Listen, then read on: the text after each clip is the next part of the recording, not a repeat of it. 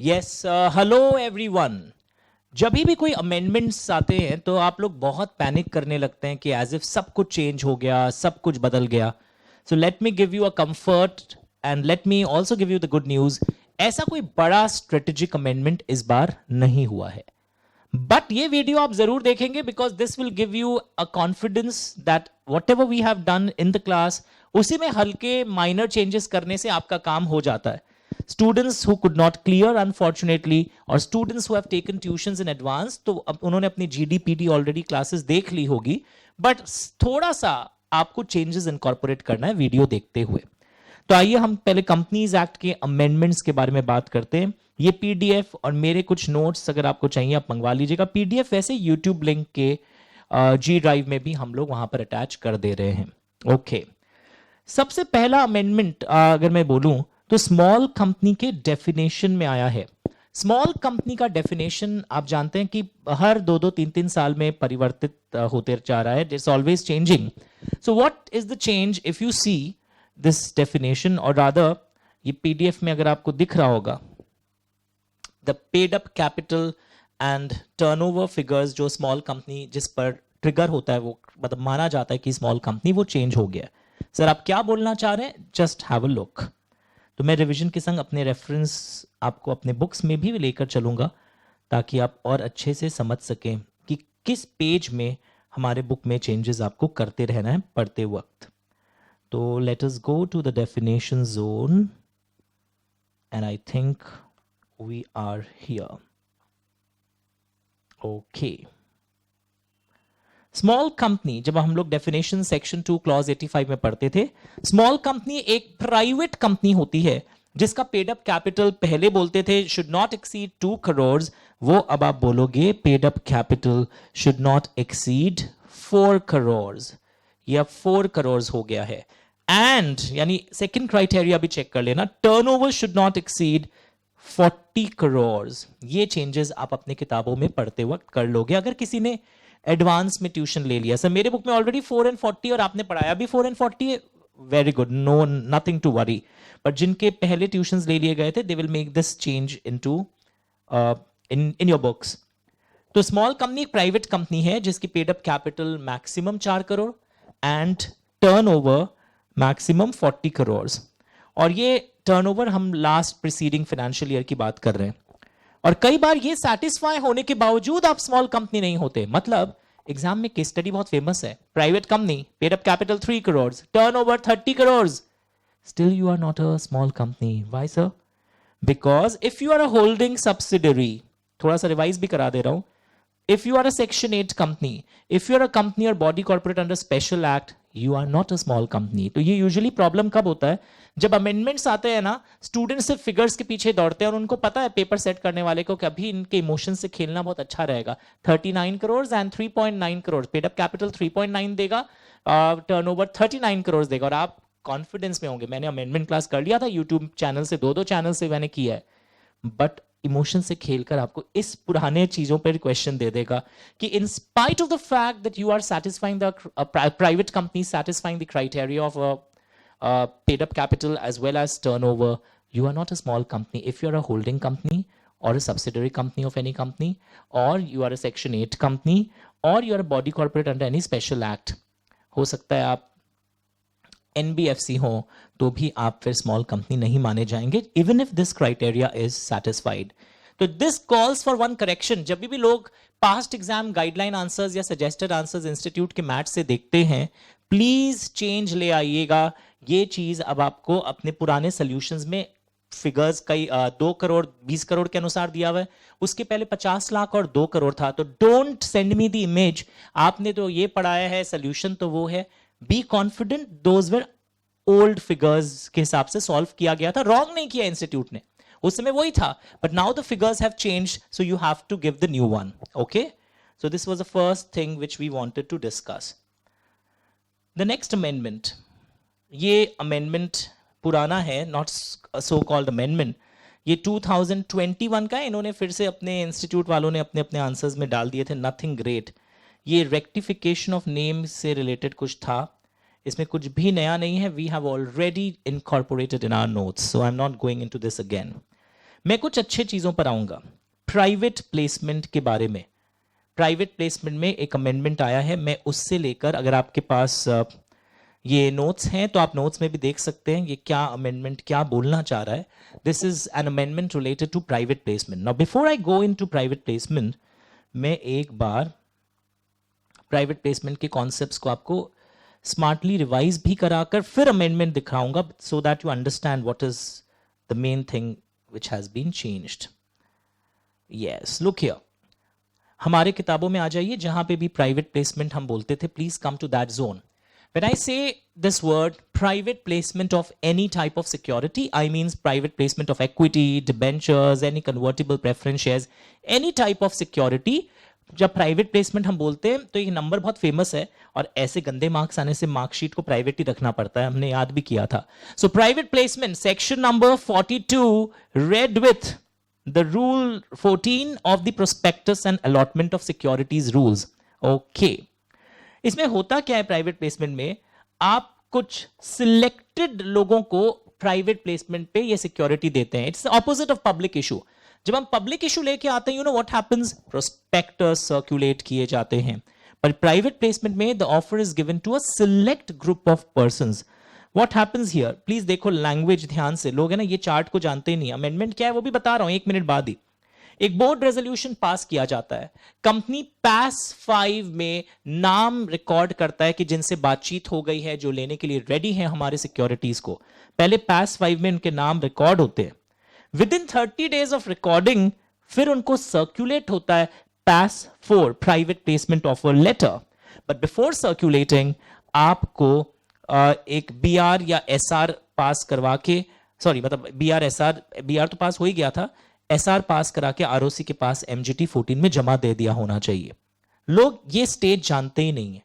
What happen, people पास 3 सब जानते हैं कि प्राइवेट प्लेसमेंट में लोग पास्ट एग्जाम क्वेश्चंस याद कर लिए कि जब भी अलॉटमेंट होता है with in 15 days pass 3 in the case of private placement आपको जमा दे देना चाहिए अलॉटमेंट का डिटेल्स। बट पास 5 यहां पहले आता है कि नाम पास 5 रजिस्टर में रिकॉर्ड किया जाता है, 30 डेज के अंदर लेटर सर्कुलेट करना है पास 4 उन लोगों को जिनसे बातचीत हुई है, जो प्राइवेट प्लेसमेंट में आपका लेंगे सिक्योरिटीज। बट वो सर्कुलेशन के पहले आपका एसआर फाइल हो जाना चाहिए था, क्योंकि हम लोग क्लास में पढ़े थे कि प्राइवेट प्लेसमेंट के लिए एक स्पेशल रेजोल्यूशन पास करना पड़ता है in general meeting, and MGT 14 is file with in 30 days. Sir आप 15 बोल रहे थे, 15 इज फॉर पास 3। तो ये बैकग्राउंड मैंने आपको बता दिया था। अब अमेंडमेंट क्या आया है मैं आपको समझाता हूं, जहां I'll just show it to you where have we placed the amendment. Yes, recent amendments अगर मैं उस बुक से दिखाऊं या इस बुक से दिखाऊं, जहां पर भी I'll just show it to you, page numbers थोड़े से चेंज है, इधर आ जाइए। No offer or invitation of any securities shall be made to a body corporate, यानी किसी भी बॉडी कॉर्पोरेट को, अगर आप कोई प्राइवेट प्लेसमेंट में आप सिलेक्टेड लोगों में कोई ऐसी बॉडी कॉर्पोरेट को दे रहे हो which is incorporated in a country, कैसे कंट्री में, which shares a land border with India.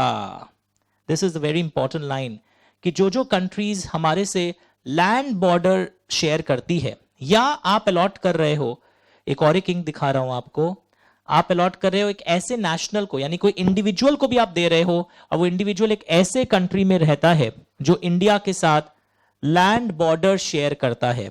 Sir example दीजिए। सबसे पहले बेसिकली लोग तो जानते हैं चाइना को लेकर है, इंडिया और चाइना, कई चाइनीज कंपनीज इंडियन कंपनीज में प्राइवेट प्लेसमेंट के थ्रू अलॉट करके काफी अपनी होल्डिंग बढ़ाते जा रही थी, तो उसी नजर से आया। इन्होंने नाम सिर्फ चाइना को टारगेट नहीं किया, बिकॉज ग्लोबल रेजिम में यू कांट टारगेट स्पेसिफिकली एक कंट्री। तो चाइना है, उसके साथ लैंड बॉर्डर होता है पाकिस्तान, बांग्लादेश, अफगानिस्तान, भूटान, ये सब नाम सुना है आपने कभी, नेपाल, एक दो और होंगे। तो श्रीलंका और आइलैंड है उसके पास तो हमारा। तो मैं ये बोलना चाह रहा हूं कि ये कंट्रीज बेसिकली मेरे मुंह पर आते हैं, जिनके संग अगर हम एक ऐसे बॉडी कॉर्पोरेट को, इंग्लिश सुनो, if the private placement is a lot if in private placement, language सुनो, allotment is given to a body corporate registered in a country which shares a land border with India, or if it is given to a national resident in a country which is sharing land border with India, ऐसे case में one line answer अगर मैं बोलूं, ये one line answer क्या है? First obtain government approval. Okay, government approval आपको obtain करना पड़ेगा अंडर फेमा। फेमा का एक रूल है, रेगुलेशन, उसके अंदर गवर्नमेंट अप्रूवल आपको ऑब्टेन करना पड़ेगा। तो एक केस स्टडी पता है कैसे आएगा? एक नॉर्मल प्राइवेट प्लेसमेंट का क्वेश्चन आएगा जहां पे आप सब कुछ बताओगे कि पास 5 में हम पहले नाम रिकॉर्ड करते हैं, पर ये सब करने के पहले भी, ऐसा ऑफर और इनविटेशन देने के पहले भी अगर इन लोगों को दे रहे हो तो पहले गवर्नमेंट अप्रूवल पाओगे आप अंडर फेमा।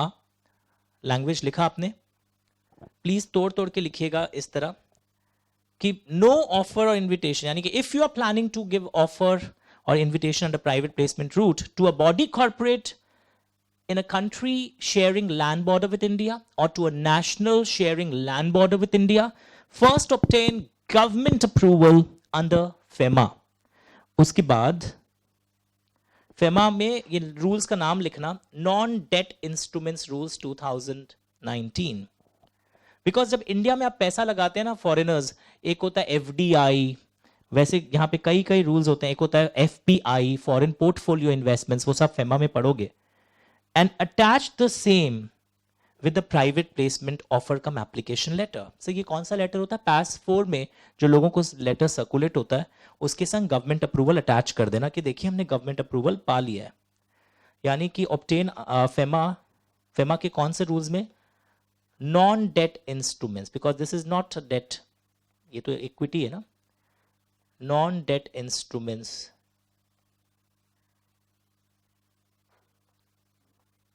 फेमा के रूल्स फिर हम अलग से पढ़ेंगे जिनके सिलेबस में होता है।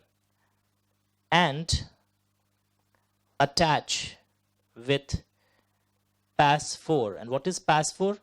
Private placement offer letter. Private placement offer cum application letter. तो मैं हट जाता हूं, एक बार जल्दी से आप देख लीजिए चीजों को, कॉपी में नोट कर लीजिए, वीडियो पॉज कर लीजिए, एक बार पॉज करके आप नोट कर लीजिए दैट अगर आप प्राइवेट प्लेसमेंट एक ऐसे बॉडी कॉर्पोरेट या एक ऐसे नेशनल को देना चाहते हो which shares a land border with India, then first obtain government approval under FEMA non debt instrument rules 2019 and attach with PAS 4 PPOAL, short में बोलते हैं PPOAL, private placement offer cum application letter. मैं हट रहा हूं, start doing it, start doing it.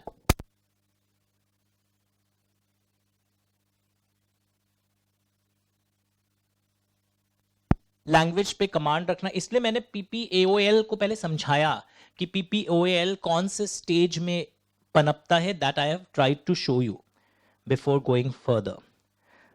तो ये चीजें हमें जाननी चाहिए थी, these things we should have known.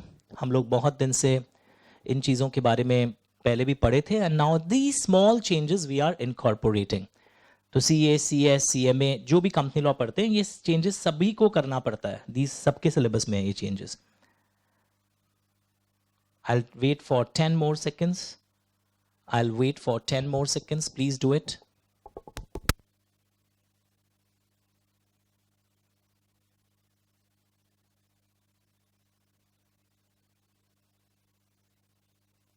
Very good. Now अब नेक्स्ट हमें क्या करना है, ध्यान से देखते हैं।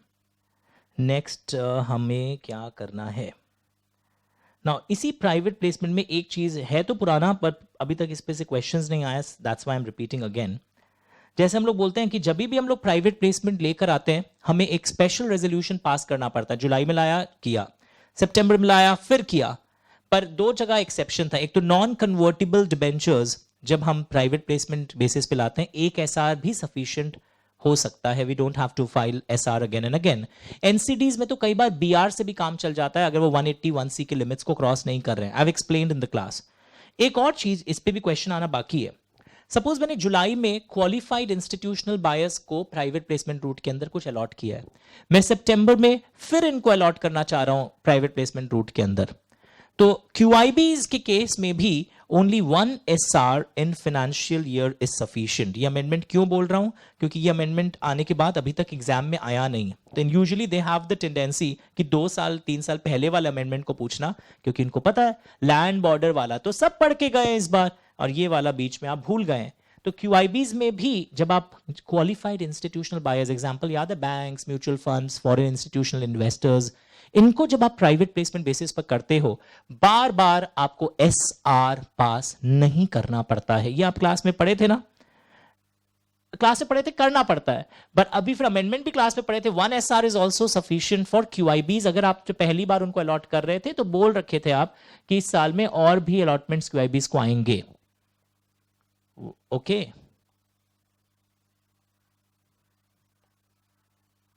So this is very very interesting, ध्यान से देख लीजिए। ओके चलिए, नाउ वील मूव अहेड। अब हम आगे जाएंगे। आगे हमारा नेक्स्ट लाइन ऑफ अटैक क्या हो सकता है? पहले हमें ना चार्ज वाले टॉपिक में जाते हैं। चार्ज वाला टॉपिक में जो अमेंडमेंट्स आपको दिखेंगे वो भी बहुत नया या बहुत कुछ नहीं है। They are not very famous, very old amendment, मतलब not very strong also. Simple चीज क्या है, कई बार आपने सुना होगा बैंक्स को भी लोन लेना पड़ता है रिजर्व बैंक ऑफ इंडिया से, ऐसे इकोनॉमिक्स में भी सुना होगा। बैंक्स लोन ले रहे हैं रिजर्व बैंक ऑफ इंडिया से, तो बैंक वाले भी जब लोन, बैंकिंग कंपनी जब लोन ले रही है वो RBI से लोन ले रही है, तो बैंकिंग कंपनी RBI से लोन ले रही है तो वो भी चार्ज क्रिएट करेगी अपनी प्रॉपर्टी पर। सिक्योरिटी तो देगी, बट उन सिक्योरिटी क्रिएशन की डिटेल्स ROC के पास नहीं जाएंगे। एक चैप्टर पढ़े थे हम लोग चार्ज बोलकर, सर क्या था मैं भूल गया, आइए थोड़ा सा ट्रिगर करवा देता हूं आपको।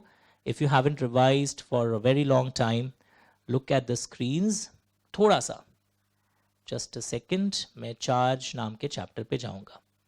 यस, जब भी आप लोन लेते हो और कोई कंपनी कोई चार्ज क्रिएट करती है विद इन या outside India on its property whether tangible और अदरवाइज, तो वो ROC को within 30 days of the creation of charge, language याद आया, इन्फॉर्म करना पड़ता है एक फीस के साथ। अगर आप 30 डेज के अंदर फेल कर जाते हैं तो with in 60 days from the creation, language देखो क्रिएशन ही बोला है, कई लोग इसको नेक्स्ट 30 भी बोलते हैं, but I would say use this one, with in 60 days of creation with additional fees आप जमा दोगे, एंड एक सफिशिएंट कॉज भी देना पड़ता है कि why you made this default. अगर आप 60 डेज के अंदर भी नहीं देते हो, ROC ही आपको और 60 डेज का टाइम, इस बार एडिशनल 60 डेज है, और इस बार आपको एक नॉर्मल फीस तो लगेगा ही, ad valorem fees, additional fees भी लगेगा ही, और एड वैलोरम फीस भी लगेगा कि कितने की सिक्योरिटी वैल्यू का डिटेल्स आपने नहीं दिया, उसका परसेंटेज का एक टेबल होता है, उस हिसाब से आपको देना पड़ेगा। तो ये लैंग्वेज थोड़ा सा याद आ गया। सेम चीज मॉडिफिकेशन ऑफ चार्ज में with in 30 days of modification word substitute हो जाता है क्रिएशन की जगह। सर तो अभी आप क्या पढ़ाना चाह रहे थे? अभी मैं ये बताना चाह रहा था कि अगर कोई बैंकिंग कंपनी, इंग्लिश देखो जो मैंने यहां बोला, अगर कोई बैंकिंग कंपनी चार्ज क्रिएट करती है इन फेवर ऑफ RBI, अभी तक क्या हो रहा था, एक बोरोअर कंपनी चार्ज क्रिएट करती अपने क्रेडिटर के फेवर में, तो बोरोअर कंपनी को ये करना होता था जो आपकी मैंने चार्ट दिखाया था, 30 days, 60 days, next 60 days. But अब क्या हो रहा है, एक बैंकिंग कंपनी RBI के फेवर में अगर चार्ज क्रिएट करती है तो ऐसे केस में उसको ये सब ROC को नो फॉर्म विद ROC, कोई फॉर्म ROC के पास इसको फाइल नहीं करना पड़ेगा। अंडरस्टूड? Very good. उसी तरह एक और सिंपल चीजें यहां पर पिक्चर में आई है। आपने सुना होगा आजकल companies IBC code, insolvency and bankruptcy code के अंदर कई चीजों का लाभ उठाती है। तो IBC कोड में अगर कोई कंपनी रेजोल्यूशन प्लान और ये सब के लिए गई है, तो वहां पर अगर कोई चार्ज फॉर्म्स होते हैं, चार्ज के ई फॉर्म्स, ये बस एक एंसिलरी पॉइंट है, तो वहां पर साइनिंग ऑफ चार्ज ई फॉर्म्स कौन करेगा? वहां पर signing off charge E forms will be done by IRP, ये जब आप पढ़ोगे, ये रेजोल्यूशन प्रोफेशनल्स इन लोग करते हैं, या लिक्विडेटर ऑफ द कंपनी जो होता है वो करता है, जो अंडर लिक्विडेशन है। तो signing off charge E forms normally what happens, कि ये जो CHG 1 चार्ज क्रिएशन के समय हम जमा देते हैं, या CHG 9 जब डिबेंचर्स इशू करके हम चार्ज क्रिएट करते हैं, तो ये normally what happens, your company CS science, director science, but अगर आपकी कंपनी IBC कोड में जा चुकी है तब ये लोग यहाँ पर साइनिंग का काम करेंगे। तो वीडियो पॉज करके का फुल स्क्रीन कर दीजिए।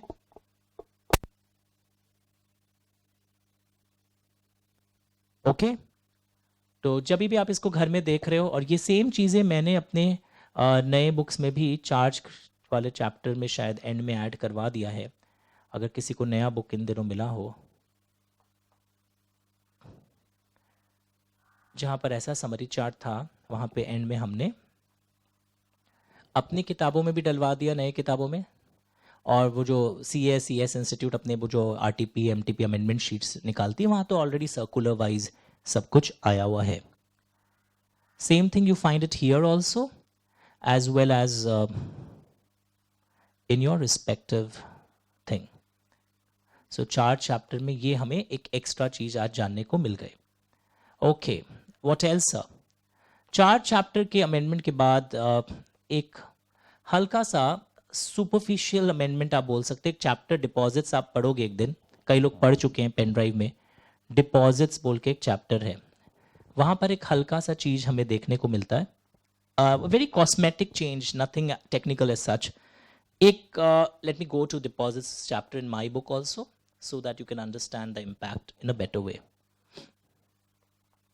ये देखिए मेरी किताब, डिपॉजिट्स चैप्टर पढ़ रहे थे हम लोग जब हम बोरोइंग्स लेते हैं, और हमने कुछ पढ़ा था प्राइवेट कंपनी पब्लिक से डिपॉजिट्स नहीं ले सकता है। सर हाँ, पब्लिक कंपनी डिपॉजिट्स ले सकती है पब्लिक से, नहीं, हर पब्लिक कंपनी भी पब्लिक से डिपॉजिट नहीं ले सकती। कुछ एलिजिबल कंपनीज होती हैं वो ही पब्लिक से डिपॉजिट ले सकती हैं।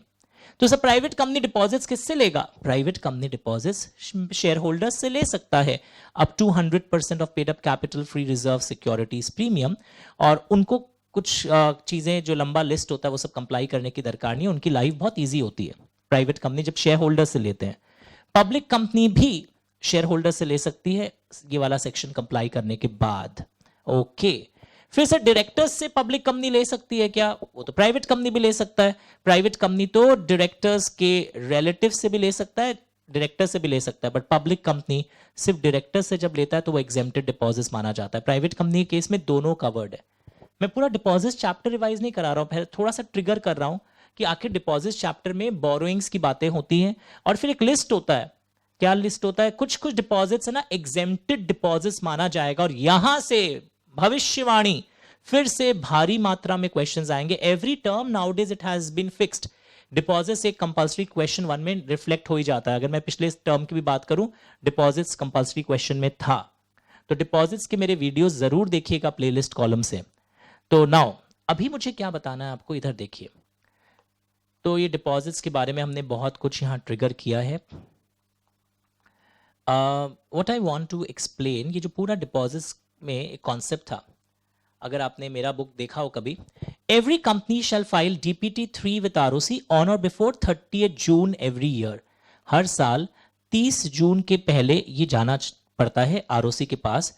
इसमें क्या इंफॉर्मेशन रहता है कि 31 मार्च को आपकी कंपनी के डिपॉजिट्स कितने आउटस्टैंडिंग थे, ये वाली डिटेल जाती है, and it has to be certified by the auditor of the company. Company का ऑडिटर इसको सर्टिफाई करेगा। DPT3 is also filed for exempted deposits. Okay. अगर आपकी कंपनी ने कोई exempted deposits लिया है उसकी डिटेल भी जाएगी, बट ऑडिटर की सर्टिफिकेट नहीं लगती है अगर आपकी कंपनी ने सिर्फ exempted deposits लिया है। एक लड़का बोल दिया कि DPT3 नहीं फाइल करना है अगर आपकी exempted deposits है, नहीं करना है। अगर आपने exempted deposits लिया है तो DPT3 फाइल करना होगा। DPT3, ये DDT लिखा हुआ है, इसको बाद में ठीक कर लीजिएगा।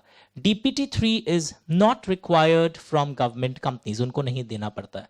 सर अमेंडमेंट क्या है? पहले भी था कि DPT3 आप जमा देते हैं ROC के पास ऑन और before 30 June every year. Okay, 30 जून के पहले हर साल आपको ये जमा देना पड़ता है। ओके, इसमें 31 मार्च वाले डिपॉजिट की डिटेल्स आप जमा देते हैं। ठीक है सर। नाउ यहां पर अमेंडमेंट क्या आया है, I will show it to you, look at the screens. जहां ऑडिटर ऑफ द कंपनी लिखा हुआ था आपके बुक्स में, वहां एक लाइन उसके बाद ऐड करना है कैसी line? A declaration that it shall be submitted by auditor, एक डिक्लेरेशन भी ऑडिटर देगा कि हाँ हमने सर्टिफाई कर दिया है और सब इंफॉर्मेशन सही है. नथिंग एज सच, कुछ भी खास नहीं है, बस लिखा हुआ है a declaration to that effect that it shall be, कि हाँ यस कि हम लोगों ने सर्टिफाई कर दिया, एक लाइन ऐड हुआ है. तो बेसिकली डीपीटी 3 मैंने याद करवा दिया, मैंने अमेंडमेंट सिर्फ रीड आउट नहीं किया था, because I have seen some people only read out the amendments. मैंने उसके पीछे का बैकग्राउंड वापस से आपको ट्रिगर कर दिया कि डीपीटी 3 नाम का एक फॉर्म हर साल ऑन और बिफोर 30 जून देना पड़ता है उन कंपनीज को जो डिपॉजिट्स लेती हैं. इसमें मुझे जो इंफॉर्मेशन डिपॉजिट्स का, आउटस्टैंडिंग डिपॉजिट्स का देना है, वो एज ऑन 30 जून नहीं है, वो एज ऑन 31 मार्च हमारी कंपनी ने इतना डिपॉजिट्स उठा रखा था, हमें उस चीज का इंफॉर्मेशन यहां पे देना था. And it has to be certified by the auditor. ये पहले भी था, इसमें ऐड किया हुआ है and a declaration to that effect by the auditor. And declaration to that effect, कुछ कॉस्मेटिक चेंज है, बाय द ऑडिटर कि यस हमने सर्टिफाई किया, वो फिर से एक डिक्लेरेशन देंगे, दैट्स इट. तो ये डिपॉजिट्स के अमेंडमेंट को हम समझ पाए हैं. एंड एग्जेम्प्टेड डिपॉजिट्स का भी डीपीटी 3 जाता है, पर अगर कोई कंपनी सिर्फ एग्जेम्प्टेड डिपॉजिट्स उठाई है तो उसको ऑडिटर का सर्टिफिकेट, अपने कंपनी ऑडिटर का सर्टिफिकेट नहीं जमा देना पड़ेगा. सर हम डिपॉजिट्स और एग्जेम्प्टेड डिपॉजिट्स दोनों उठाए हैं, आपको ऑडिटर का सर्टिफिकेट चाहिए. Okay, but I am telling you again, ये एग्जेम्प्टेड डिपॉजिट से क्वेश्चंस एक्सपेक्टेड है. एंड ये सीलिंग कितना आप एक कंपनी उठा सकता है, अगर एक पब्लिक कंपनी है तो शेयर होल्डर से कितना उठा सकता है, पब्लिक से कितना उठा सकता है, गवर्नमेंट कंपनी के लिए क्या सीलिंग है, private company from share holders 100% तक उठा सकते हैं, कई बार आप 100% के ऊपर भी उठा सकते हैं. अगर आप ये दो केसेस हों, प्राइवेट कंपनी स्टार्टअप्स को 10 साल तक 100 कंपनीज के ऊपर उठाने भी अलाउड है. और कुछ कुछ प्राइवेट कंपनीज जिसमें ऐसा ना हुआ हो, जो ना किसी के एसोसिएट या सब्सिडरी हो, जिनकी borrowings from banks and institutions less than lower of the two हो, इनके केस में वो 100 के ऊपर भी जा सकते हैं.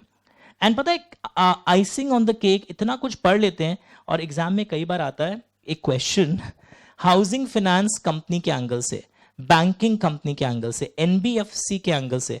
तो याद रखना, NBFC, banking company, housing finance company को 73 सबसेक्शन 2 नाम का एक सेक्शन हम लोग बार बार यूज कर रहे थे आज, इनको कंप्लाई नहीं करना पड़ता, क्योंकि ये एनबीएफसी, हाउसिंग फाइनेंस का अगर वर्ड क्वेश्चन में आता है, रिमेंबर, क्योंकि ये एक बार आ चुका है एक प्रोफेशनल एग्जाम में, लोग है ना पूरा 73 सबसेक्शन 2 लिख के आ गए कि शेयर होल्डर से पैसा उठाने के लिए ये करना पड़ता है.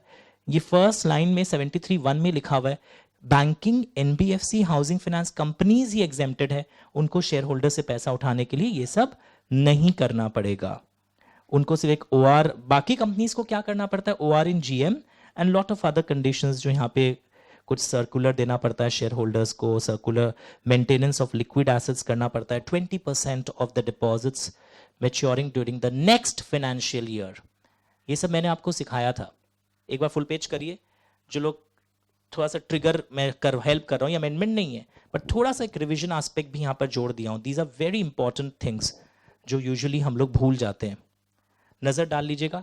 73 सबसेक्शन 2 के जो कंडीशंस है ना, वो इस टाइप के कुछ है.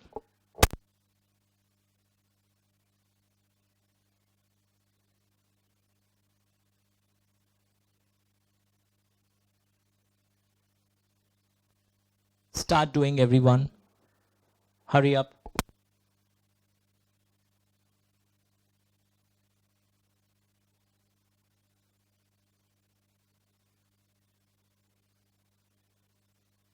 Okay.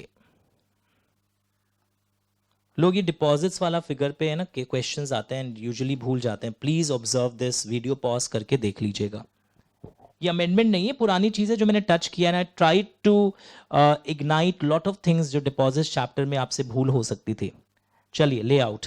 नाउ डिपॉजिट्स भी हो गया, चार्जेस भी हो गया. Now a simple change in a chapter called management and administration. तो ये सीए, सीएमए, सीएस तीनों कोर्सेज के वाले कॉमन अमेंडमेंट्स अभी यहां तक हो रहे हैं. यहां पर क्या हुआ कि हमें पता है कि एक रजिस्टर ऑफ मेंबर्स हमें मेंटेन करना पड़ता है, share holders can inspect it. पहले ये चीज नहीं था, पर अच्छा चीज आया कि पहले कुछ इंफॉर्मेशन जो हर मेंबर का open for inspection by any member था, कुछ इतने कॉन्फिडेंशियल इंफॉर्मेशन थे जो कई बार मिसयूज हो जाते थे. तो हैव अ लुक, यहां पर क्या लिखा हुआ है, it shall not be made available for inspection. कौन सम इंफॉर्मेशन जो है ये आपको अब अवेलेबल नहीं रहेगा, you can not inspect this type of information. Sir ये कहां पढ़ना है, मैनेजमेंट एडमिनिस्ट्रेशन सेक्शन 94, जो जनरल मीटिंग के जस्ट पहले वाला चैप्टर था, कि एड्रेस एक शेयर होल्डर का आप नहीं जान सकते, ईमेल आईडी, उसका आधार कार्ड का unique identification number, pan number, ये सब भी पहले अवेलेबल थे। तो देखा जा रहा था कुछ कर्मकांड हो रहे हैं ये सब इंफॉर्मेशन लोगों के शेयर होकर, तो ये address, email ID, unique identification number, pan number. तो है ना कि बहुत एक इंटरेस्टिंग सा क्वेश्चन आएगा, एक शेयर होल्डर गया रजिस्टर ऑफ मेंबर्स देखने के लिए, उसको ये सब इंफॉर्मेशन नहीं दिया गया। और तुम पहले क्लास में क्या पढ़ के गए थे, शेयर होल्डर जाके रजिस्टर ऑफ मेंबर से कुछ इंफॉर्मेशन पा सकता है, उसको डिनाई किया गया है, मैं आरओसी को कंप्लेन करूंगा। अरे रुको, अब चेंज आ गया है, ये 4 इंफॉर्मेशन अब आपको नहीं मिलेंगे। फुल पेज करो, स्टार्ट रीडिंग।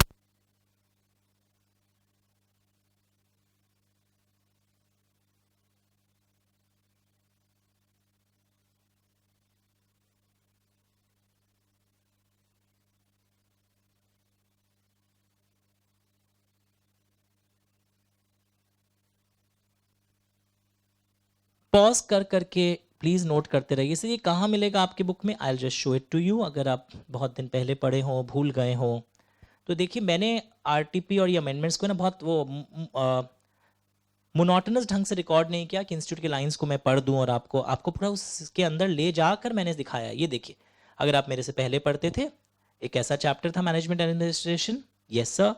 यहाँ पर देखो बहुत सारे सेक्शंस थे, यस सर। इसी में मैंने अभी जो पिछले हफ्ता एक बुक प्रिंट करवाने भेजा हूँ, उसमें मैंने एंड में इस टाइप की चीज़ें इंसर्ट करने के लिए कहा था। I hope it is done, I will just check it again.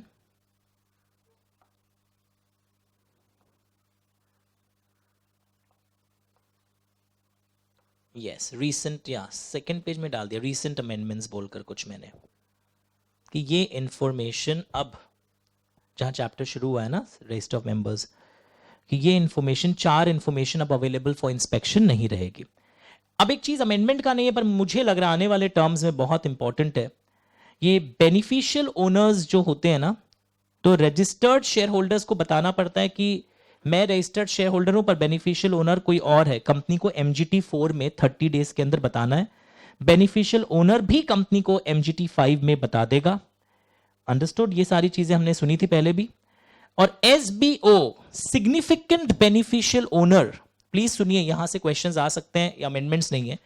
SBO company को बेन 1 में with in 30 days of acquiring such thing, SBO कब ट्रिगर हो जाता है, ग्रेटर देन इक्वल टू 10% में, वो कंपनी को बताता है बेन 1 नाम के फॉर्म में। कंपनी रजिस्टर मेंटेन करता है इस टाइप के डिक्लेरेशंस का, ओके। एंड कंपनी ROC को बताता है SBO के डिक्लेरेशन के बारे में in BEN 2 within 30 days of receiving declaration. तो थोड़ा सा मैं ट्रिगर कर दिया हूं आपको SBO का कॉन्सेप्ट। और यहां पे लैंग्वेज क्या था, every individual who alone or through some entities indirectly they hold beneficial interest of greater than equal to 10%। इसके लिए मैंने या एक्सरसाइज सिग्निफिकेंट इन्फ्लुएंस और कंट्रोल, मैंने कई केस स्टडीज आपको पढ़ाए थे यहां पर SBO को लेकर। इनडायरेक्टली जब एक इंडिविजुअल किसी एंटिटी के थ्रू, ट्रस्ट के थ्रू जब होल्ड करता है, then we call it as SBO। Understood? तो हमेशा ग्रेटर देन इक्वल टू 10 में मत चले जाइएगा, होते ही SBO नहीं होता है। आप जब इनडायरेक्टली होल्ड करते हैं तो आप ऐसे सिचुएशन में SBO माने जाते हैं। तो lot of questions way done, please revise these pages again, क्योंकि आने वाले टर्म्स में यहां से कुछ हलचल मचेगा, मैं बोल रहा हूं आपको। तो ये अभी तक जो आपने अमेंडमेंट्स देखे, एक ड्यूरेशन नोट कर लीजिएगा, अभी तक जो आपने अमेंडमेंट्स देखे, ये सेक्शन 122 तक, सेक्शन 122 तक, एक सेकंड, और एक अमेंडमेंट, सो कॉल्ड अमेंडमेंट है पर वो अमेंडमेंट नहीं है, I will tell you what is the thing. एक चैप्टर था चेंज ऑफ क्लॉजेस बोलकर, वहां रेक्टिफिकेशन ऑफ नेम का एक सेक्शन होता था जो इन्होंने इस शीट में डाल दिया, पर वो पहले ही हमने क्लास में पढ़ लिया था। Just to provide you more comfort, I will just show it to you what we have already done. यहां पर एक कॉन्सेप्ट हम लोग पढ़े थे, देखो, चेंज ऑफ क्लॉजेस में रेक्टिफिकेशन ऑफ नेम, ये RTP में डला हुआ था। और इसमें क्या बोला जा रहा है कि अगर सेंट्रल गवर्नमेंट को ये लगे, if in the opinion of central government that the name is very identical or it too nearly resembles the name of a company which is in already in existence, अगर central government को ऐसा लगे, okay, तो central government directions दे सकता है और इन directions को आपको कंप्लाई करना पड़ता है with in 3 months from the issue of direction, यानी कंपनी को नाम चेंज करना पड़ेगा। तो अमेंडमेंट क्या है था, इन लोग अमेंडमेंट बोल रहे हैं, पहले वो था विद इन 6 months, अब 3 महीना के अंदर ये कंप्लाई करना पड़ता है आपको। और अगर आप नाम चेंज नहीं करते हैं, जैसा कि ऊपर हमने पढ़ा, then it shall within default is given, then central government will allot a new name and ROC will enter the new name and a fresh certificate of incorporation. इसी को इंस्टीट्यूट वालों ने एक अमेंडमेंट बोल के इसको घोषित कर दिया, बच्चे डर गए। ये ऑलरेडी हमारे क्लासेस में कवर्ड था कि लिखा है for the period of 6 months the period of 3 months will be substituted. तो ये जो आप 1 साल से पढ़ रहे हैं, हमने एडवांस में आपको ये पढ़ा रखा था। और अगर कभी कोई कंपनी डिफॉल्ट करता है तो सेंट्रल गवर्नमेंट आपको नाम अलॉट कर देगा and ROC will enter the new name in place of the old name. तो ये जो चेंजेस हैं अब जो मैं बोल रहा हूं, अब ड्यूरेशन देखिएगा, यहां तक जो भी है ये हमारा वॉल्यूम 1 जिसको हम क्लास में यूज करते हैं, तो we have covered till that zone, okay. अब हम देखने वाले हैं वॉल्यूम 1A के चेंजेस। वॉल्यूम 1A के चेंजेस यहां तक जो अपने हुआ था CA, CMA, CA सब में कॉमन था।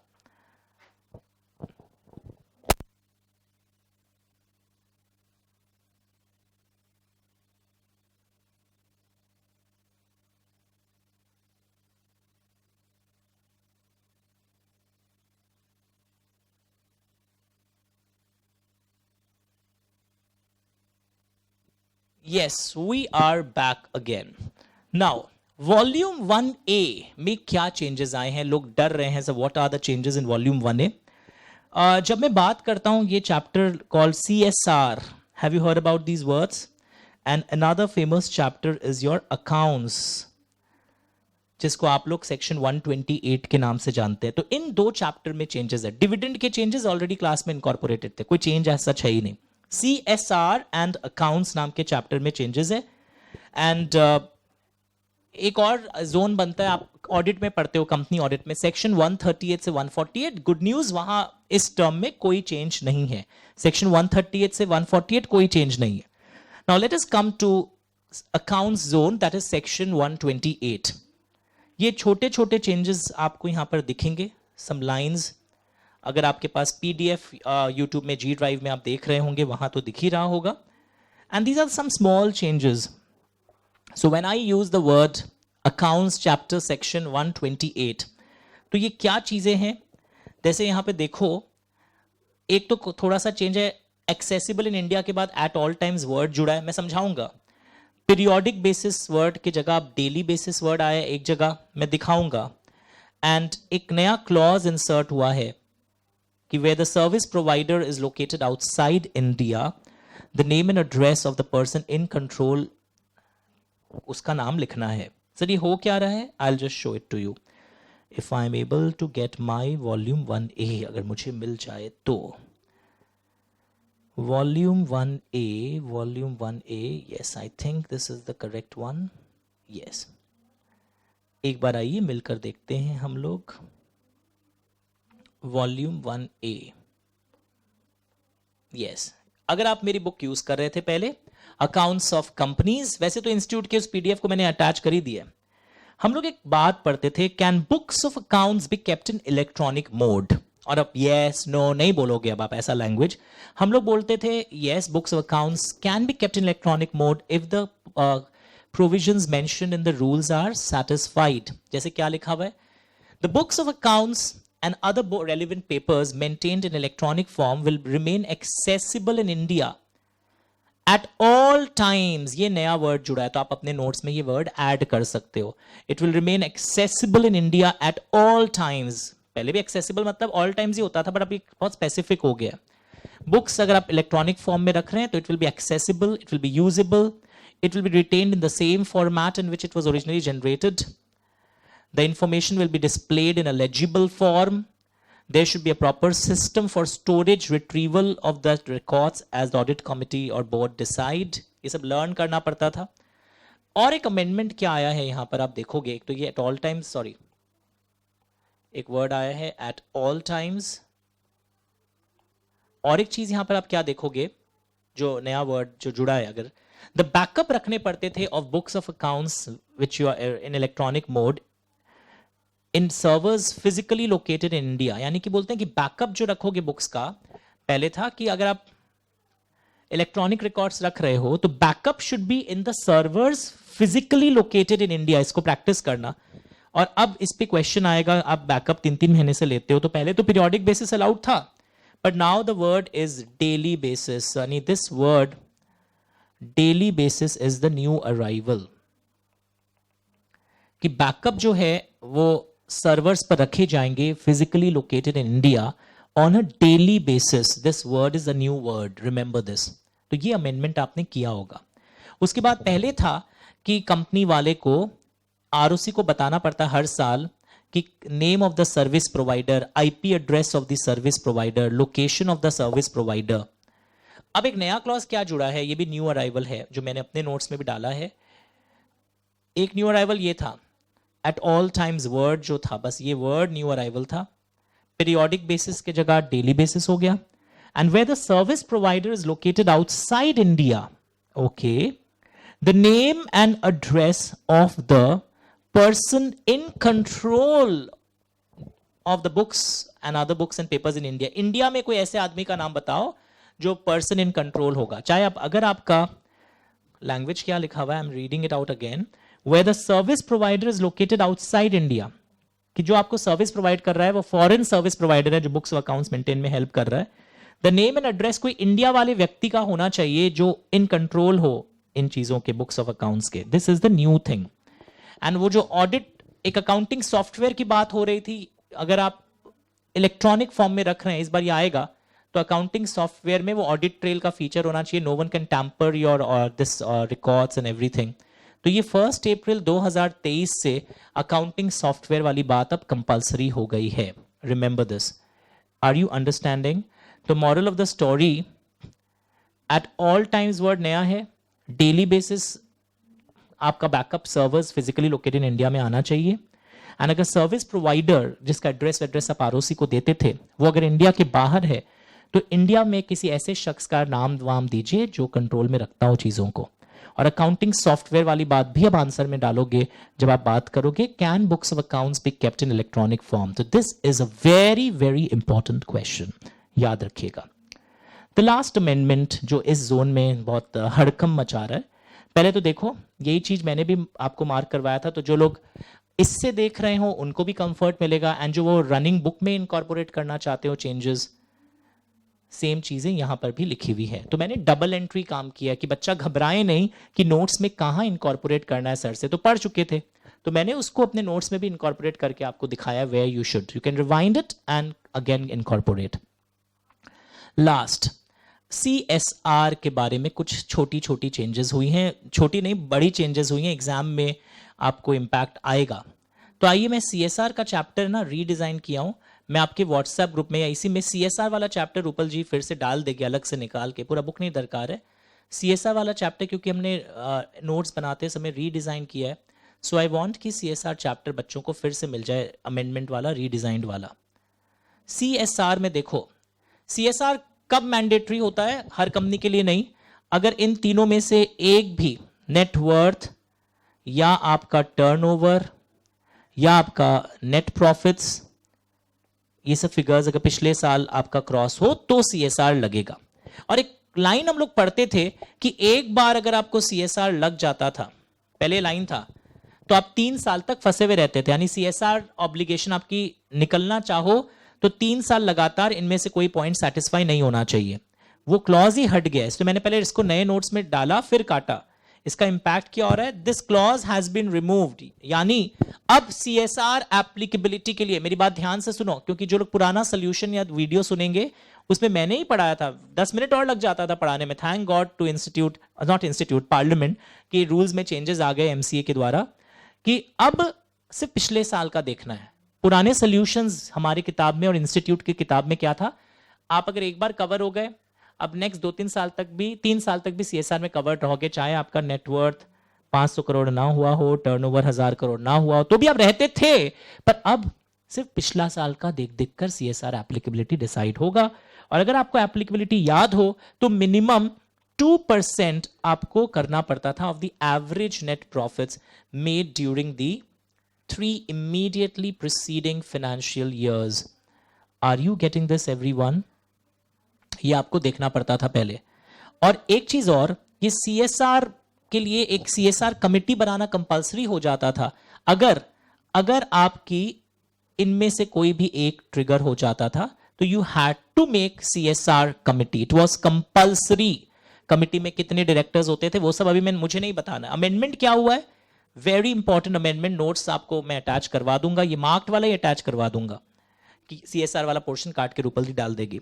तो ये अमेंडमेंट है कि पहले जो मैंने नोट्स में ऐसा कुछ पढ़ाया होगा ये हट जाएगा अब। ओके, एक चीज अमेंडमेंट नहीं है पर बता रहा हूं आपको कि सीएसआर कमेटी बनाना कंपलसरी होता था, पर हम लोग ये पिछली बार भी पढ़े थे, ये अमेंडमेंट नहीं है, कि अगर आपकी स्पेंडिंग होती है 2% of the average net profits of last 3 years, अगर आपकी स्पेंडिंग 50 लाख रुपए क्रॉस नहीं कर रही है, if the CSR spending do not exceed 40 lakh annually, तो सीएसआर कमिटी नहीं बनाना है, सीएसआर स्पेंडिंग होगा, वो board will take care of such things. यानी कि बोर्ड आपका ये चीज ध्यान रख लेगा, अगर सीएसआर स्पेंडिंग 50 लाख के ऊपर आपकी नहीं आने वाली है इस साल, then you don't have to constitute CSR committee. Then who can take care of the CSR spending, board of directors. ये हम लोग पहले पढ़े थे, आपके एग्जाम में कुछ ऐसा ही होगा। पहले हम लोग ये भी पढ़े थे, अगर आपको याद हो, ऑनगोइंग प्रोजेक्ट से रिलेटेड कुछ, कि कंपनी को सपोज 2 करोड़ स्पेंड करना है, उसने 1.5 करोड़ ही किया है, तो अगर कोई ऑनगोइंग प्रोजेक्ट से रिलेटेड होता था, पहले पढ़ चुके हम लोग ये, तो 30 डेज के अंदर अनस्पेंड सीएसआर अकाउंट में ट्रांसफर करना पड़ता था, और आपको भी ये 3 साल के अंदर ये स्पेंड करना है, वरना 3 साल के बाद ये फिर शेड्यूल 7 में आपका चला जाएगा। And if it is not related to ongoing project, then within 6 months from the end of financial year, अगर आपका डिफॉल्ट है तो आपको ये फंड में ट्रांसफर करना पड़ता है जो शेड्यूल 7 में लिखा है। यहां से कुछ क्वेश्चन आने वाला है आपके एग्जाम में, इसलिए मैंने इसको अमेंडमेंट रिवीजन में डाला है। ये अमेंडमेंट नहीं है, ये मतलब पुराना अमेंडमेंट है। सर तो आप बताइए मुझे, आप बोलना क्या चाहते हैं? मैं आपको ये बोलना चाहता हूं अब अमेंडमेंट क्या है। Ongoing project and everything I have explained you, please watch my revision और सीएसआर। मैं इसमें लिंक में सीएसआर रिवीजन अलग से डलवा भी दूंगा पिछली बार का, और कई रिवीजन के प्लेलिस्ट डलवा दूंगा। अब अमेंडमेंट क्या आया है, look at the screens, full screen कर दीजिए, ये मैंने नया जोड़ा है नोट्स का फॉर्मेट थोड़ा चेंज करके, कि अगर अब आपका अनस्पेंड सीएसआर अकाउंट बनाना पड़ रहा है, जैसे आपने केस देखा, तो चाहे आपकी सीएसआर स्पेंडिंग 50 नहीं क्रॉस कर रही है, ऊपर पढ़े थे ना, if CSR spending do not exceed 50 lakhs, अगर आपको अनस्पेंड सीएसआर अकाउंट बनाने की नौबत आएगी, सपोज आप 150 टॉयलेट गांव में बना रहे हैं और इस साल कंस्ट्रक्शन अभी पहले पाइप ही बन रहे हैं, उतना खर्चा भी इस साल कंप्लीट नहीं होगा आपका, तो भी अगर अनस्पेंड सीएसआर अकाउंट बनाने की नौबत आ गई है आपके केस में, तो उस केस में सीएसआर कमेटी बनाना पड़ेगा। ओके, यानी अनस्पेंड सीएसआर अकाउंट बनाना का नौबत अगर आता है तो कमेटी बनाना पड़ेगा, चाहे तुम्हारी स्पेंडिंग 50 लाख क्रॉस नहीं कर रही है। सर मैं समझा नहीं, वापस समझो। सीएसआर स्पेंडिंग नॉर्मली होता है 2% of average net profits of last 3 years. Suppose तुम्हारा सीएसआर स्पेंडिंग आ रहा है 45 lakhs, तुमको सीएसआर कमेटी नहीं बनाना है, your board of directors can take care of CSR. But अगर 45 lakhs आ रहा है पर वो ऑनगोइंग प्रोजेक्ट से रिलेटेड, वो भी तुम इस बार नहीं स्पेंड कर रहे हो पूरा, तब फिर कमेटी बना के ही रूट करना पड़ेगा इसको। This is the amendment. Video वापस सुन लेना कि सीएसआर 45 लाख सीएसआर स्पेंडिंग में भी कमेटी बनानी पड़ सकती है, यानी ये इसका एक्सेप्शन है, ये कि यहां पे पढ़े थे 50 लाख क्रॉस नहीं हो रहा तो कमेटी नहीं बनाना है, पर कई बार बनाने की नौबत आ सकती है। Is it fine everyone? Perfect. Similarly we also saw something called, जिसको हम बोलते थे implementation. I just show it to you, ये पोर्शन आपका यहां दिया हुआ है। एक तो CSR 2 नाम का एक फॉर्म आया है अब से, CSR 2 में एनुअल रिपोर्ट ऑन CSR 2 हर साल AOC 4 XBRL के साथ जाएगा। यानी every year a report on CSR inform CSR2, इसके फॉर्मेट सिलेबस में नहीं है बट ये पता होना चाहिए. It's a report on CSR inform CSR2, ये ROC को हर साल जाएगा इन विथ AOC4. सर क्या टाइम के अंदर जाएगा? जो AOC4 का टाइम होता है. सर क्या होता है? Within 30 days of annual general meeting AOC4 जाएगा. तो AOC4 के अडेंडम में ये भी जाएगा आपसे CSR2 का फॉर्म. और एक अमेंडमेंट क्या आया है? Impact assessment. Now what is impact assessment? इसमें दो चीजें चेंज हुई हैं. पूरा डिटेलिंग मैंने क्लास में बताया, उसमें आज ही चेंज करोगे. आपके नोट्स में जहां पे आप देखो कहां था, मैं हेल्प करता हूं. जहां कुछ CSR अमेंडमेंट्स बोल के थे ना एंड में क्वेश्चन आंसर्स के बाद, वहां पर एक इम्पैक्ट असेसमेंट बोल के टॉपिक था.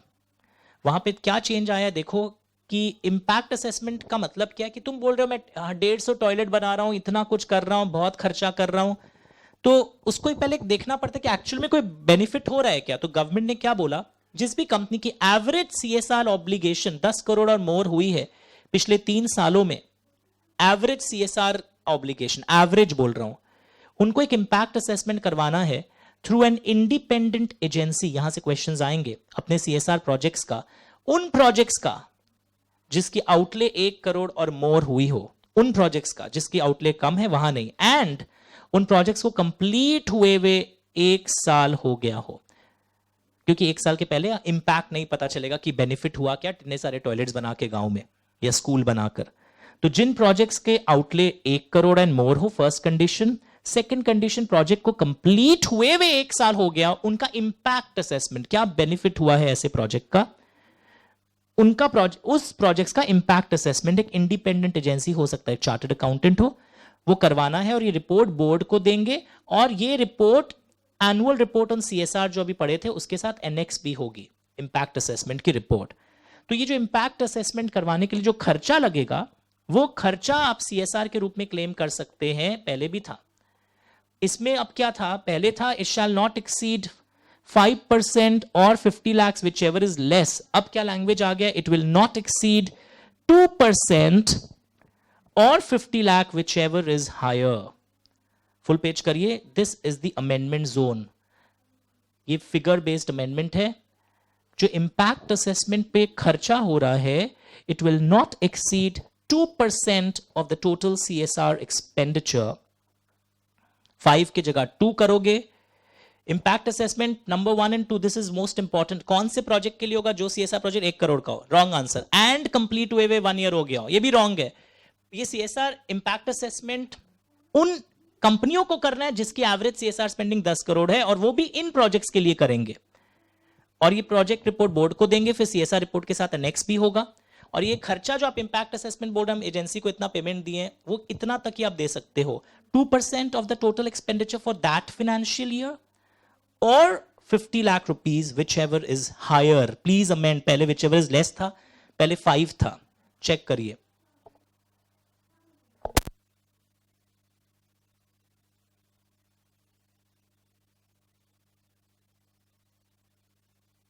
Okay, and the last thing, if you see here, यहां पर CSR का डेफिनेशन दिया हुआ था, ऑनगोइंग प्रोजेक्ट दिया हुआ था, इंप्लीमेंटेशन CSR किस किस से थ्रू आप करवा सकते हो, चेक करिए.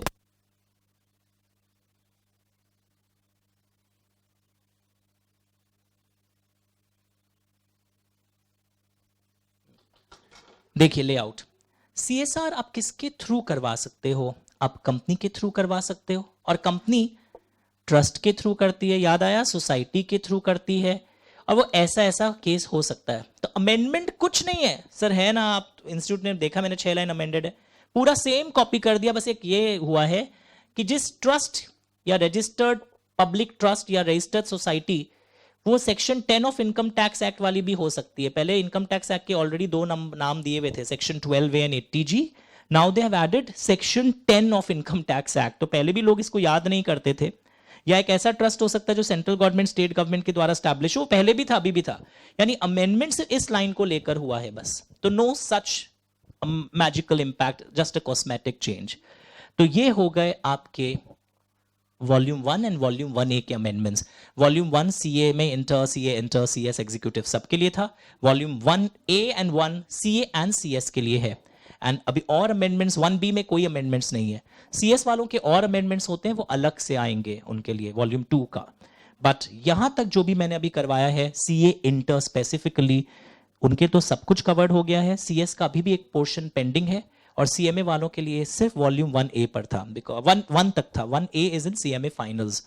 So moral of the story, this PDF I will be attaching other CSR के नोट्स जो रूपल्दी करेगी। Okay, thank you so much. मेरा फोन नंबर आप जानते हैं 9830259002। यूट्यूब में बहुत सारे प्लेलिस्ट में रिवीजन है, वो देखना मत भूलिएगा। बाय।